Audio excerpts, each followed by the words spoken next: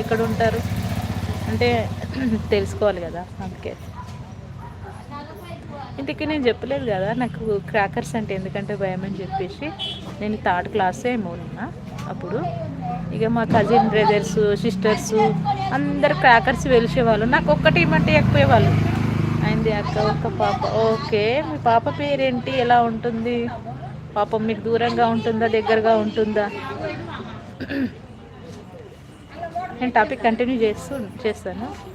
అయితే నాకు నేను థర్డ్ క్లాస్ ఉన్నప్పుడు అందరూ అంటే పటాకులు అందరూ వేలుస్తున్నారు, కాలుస్తున్నారు. నాకు ఎవ్వరు ఇమ్మంటే ఏమి ఇచ్చిరంటే ఇట్లా అంటారు చూడు, ఇట్లా సురుసురు బాణాలు అంటారు చూడు, ఏమంటారు అదే, వాటిని ఏమో అంటారు, నాకు సరిగ్గా గుర్తులేదు. Tapasvi. Okay, nice name. I think చాలా క్యూట్గా ఉండొచ్చు, ఎందుకంటే పేరు అయితే చాలా బాగుంది. అయితే నేను ఏం చేసినాను అనమాట అంటే నాకు క్రాకర్స్ ఎవ్వరు కాలవనీకి ఇవ్వట్లేదని చెప్పేసి నెక్స్ట్ డే అందరు స్కూల్కి వెళ్ళారు, నేను స్కూల్కి వెళ్ళలేదు. నాకు కడుపు నొప్పి కాలు నొప్పి అని ఏదో అబద్ధం చెప్పిన, ఇంటి దగ్గర ఉన్నా అనమాట. మాకు అప్పుడు షాప్ ఉండేది, ఇంట్లో. క్రాకర్స్ అన్నీ మేమే అమ్మేవాళ్ళం అనమాట. అయితే మా వాళ్ళందరూ మా అక్క వాళ్ళు మా అన్న వాళ్ళు అందరూ స్కూల్కి వెళ్ళారు. మా మమ్మీ వాళ్ళు కూడా ఎక్కడికి వెళ్ళారు. ఆ రోజు ఎవ్వరు లేరు, నేను ఒక్కదాన్నే ఉన్నా. ఏం చేసినాను, క్రాకర్స్ అన్నీ ఇక పక్కన పెట్టుకున్న. సుత్తిల బాంబు అంటారు చూసినాం, అంతా సుత్తిలు చుట్టి ఉంటుంది ఇట్లా, అదన్నీ తీసుకున్న. క్రాకర్స్ అన్నీ తీసుకొని అయితే ఒక బేషన్ పెట్టుకున్న, దాంట్లో అన్నీ పెట్టుకున్నా పక్కకి. మేమైతే చిన్నప్పుడు ఒక టపాసు చేతిలోనే పేలింది, నాకు తెలియదు కదా అప్పుడు. 3 days వరకు చెవు వినపడలేదు. అయ్యో అవునా, నాది కూడా కంప్లీట్ కానీ ఉంది. హాయ్ సూర్యనారాయణ గారు, హాయ్ అండి, ఎలా ఉన్నారు?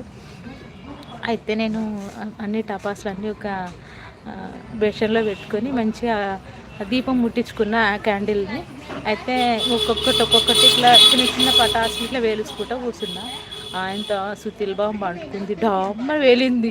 ఊరు నాయన ఉన్న పటాకులన్నీ పటపట వేలి అనమాట. నాకు చెయ్యికి చాలా పెద్ద గాయమైంది, మళ్ళీ కాలుకు కాలిపోయింది. ఇక మా ఇంట్లో ఎవ్వరు లేరు, ఏం చేయాలి ఆ టైంలో.